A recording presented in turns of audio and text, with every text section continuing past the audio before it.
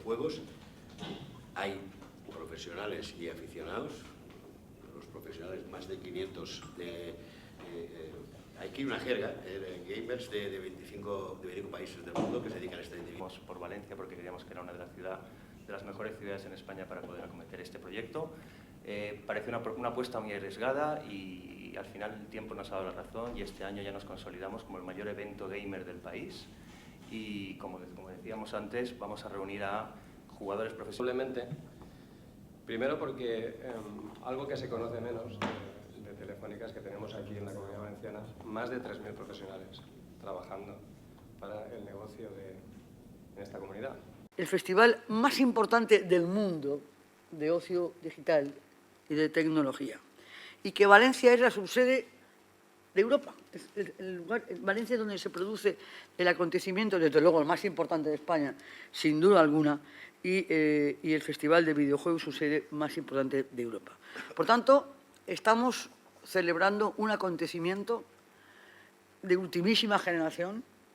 Estamos celebrando un acontecimiento muy importante, muy numeroso, que estábamos viviendo, aquí lo comentábamos, que pertenece a un mundo nuevo, que en sí mismo produce y crea empleo, y crea riqueza, y crea distracción, y crea tecnología, y avanza. Lo estamos haciendo 5 años, porque Suecia ha decidido que Valencia sea sede permanente en España de este festival. 5 años en el que Valencia se convierte en referente europeo, en el referente europeo del ocio tecnológico, por supuesto, y que nuestra ciudad se convierta en punto de encuentro para todos aquellos que comparten su pasión por la tecnología y por la cultura digital. Solamente en la parte LAN, más de 2.000 personas van a estar trabajando o jugando o interviniendo constantemente. Va a haber superestrellas internacionales del mundo del videojuego.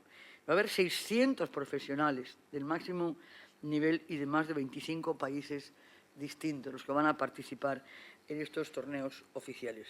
En definitiva, esto lo que supone que es, pues, lo que decíamos al principio, que nuestra ciudad se consolida como referente europeo del ocio electrónico, que es un sector absolutamente en pleno auge.